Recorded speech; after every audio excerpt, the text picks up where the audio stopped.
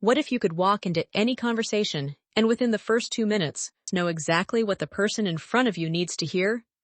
Not what they are saying, not what they are asking for, but what they are actually driven by at their core. Most people communicate the way they want to be spoken to. If you value intelligence, you lead with logic and data. If you value recognition, you give compliments. You project your own needs onto the person in front of you. And that is exactly why so many conversations miss. Why pitches fall flat. Why people feel misunderstood even when you are trying your hardest. The most powerful communicators in the world do not speak from their own frame. They speak from the other person's frame. They identify what that person needs, and they meet them there. That skill starts with understanding the 6 social need types. Every person you meet is primarily driven by one of 6 social needs.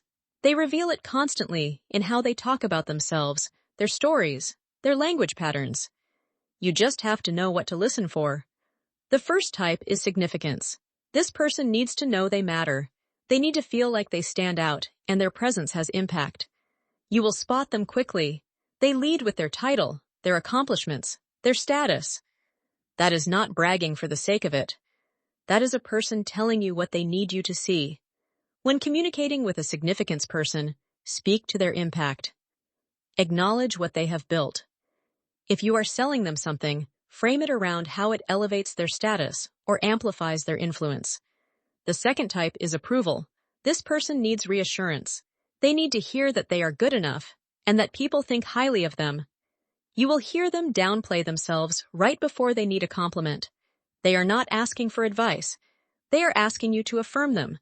Genuine encouragement goes a long way. They light up when you notice their effort and express confidence in them. The third type is acceptance. This person needs to belong. They need to feel part of something, a group, a team, a community. Listen for the words, we, us, our, and the team. Ask them about a vacation, and they will say all of us went together. Everything is framed through the group. With acceptance people, emphasize community and belonging. Frame decisions around what the group is doing and what people like them are choosing. The fourth type is intelligence. This person needs to feel smart. They need to be seen as knowledgeable and intellectually respected. You will hear them drop credentials naturally. With intelligence people, respect their knowledge. Ask for their opinion. Frame things in terms of data, logic, and research.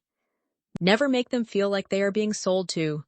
They need to feel like they arrived at the decision themselves through their own reasoning.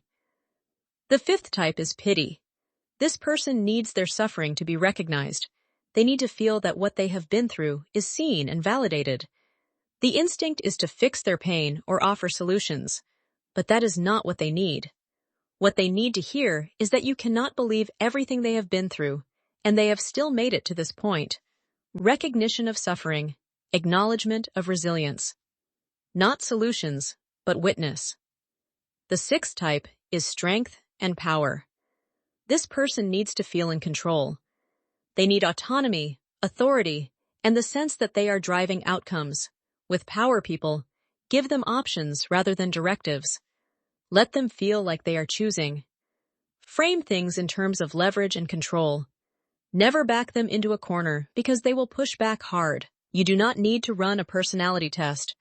All you need to do is listen to how someone talks about themselves and the type reveals itself naturally. Ask someone about their week. Ask about a recent win. Within 2 or 3 minutes of genuine conversation, one of these 6 needs will surface.